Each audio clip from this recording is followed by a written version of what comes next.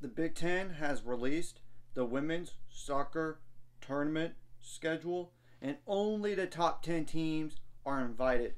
So, first things first, it'll be at the University of Minnesota on October 31st through November 3rd, while it'll be at City Park in St. Louis for the semifinals and the final. Just to make that clear, and all these times listed here are in centrals, and y'all can check that out in the description below so y'all can see it. So literally on Halloween there's two games. The 9th seed Wisconsin takes on the 8th seed Ohio State, 3:30 p.m. The 7th seed Minnesota takes on the 10th seed Penn State, 6:30 p.m. Then November 3rd, there are two games which I'll go over real fast. Like the 1 seed USC will take on the winner of Ohio State and Wisconsin at noon, while the other November 3rd game is the 2 seed UCLA will take on the winner of the Minnesota Penn State game.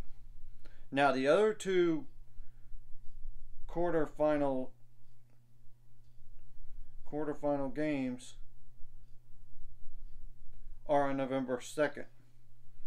The 4 seed Michigan State will take on the 5 seed Rutgers at 3:30 p.m. while the 3 seed Iowa will take on the 6 seed Washington. And by the way, for the first round and the quarterfinal games are on Big Ten Plus. Now the semifinals and the finals are on Big Ten Network. Just to let you know. So the winners of the USC and Michigan State games play each other November 7th at 2 p.m. The winners of the UCLA and Iowa game will play each other at 4:30 p.m.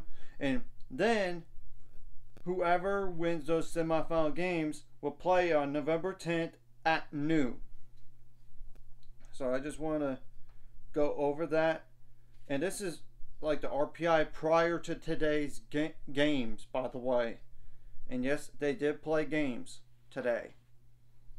And I'm just going to go over that and what it means potentially. And granted, it will change tomorrow, I know, and right before the Big Ten tournament. But just to give an idea for all this. So obviously, I think now Penn State's RPI is number 7. They should be in no matter what happens. The USC has an RPI of 8. Iowa has an RPI of 10. UCLA has a RPI of 15. Michigan State has an RPI of 16. Ohio State with an RPI of 17. Yeah, all those teams are safe. Wisconsin, I would think, is safe with an RPI of 24. I would think so. Minnesota has an RPI of 28. Rutgers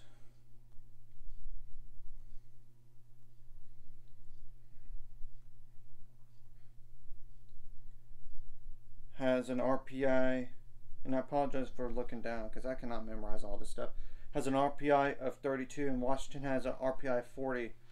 So I would definitely feel confident about 8 teams for the Big Ten getting in the big dance no matter what. It's a matter of what seed. And obviously, if you're high enough, you could very well be hosting a up to a Sweet 16 game or even an Elite 8 game, depending on the results. And you get the whole point. So really, Washington is one of those interesting teams. First of all, they cannot lose. If they lose to Iowa, that's going to hurt their RPI, but how much is it going to hurt? That's the ultimate question. Obviously, if they win, then Iowa's RPI would go down. That's plain and simple right there. And I would definitely say Wisconsin and Ohio State, your RPI is good enough to be in. So really, it's not like a bad loss by any stretch of the imagination. It's only going to help you, it seems like. Same thing goes for Penn State and Minnesota. And honestly, USC and UCLA, they should be fine as well.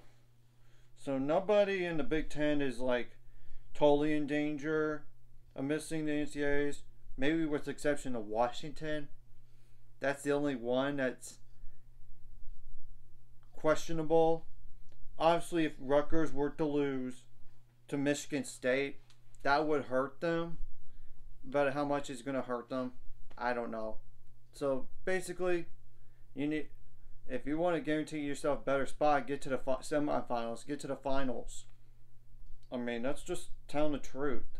Just win one game, or even two games, or even win out this whole tournament. I mean, kind of same thing goes for Washington.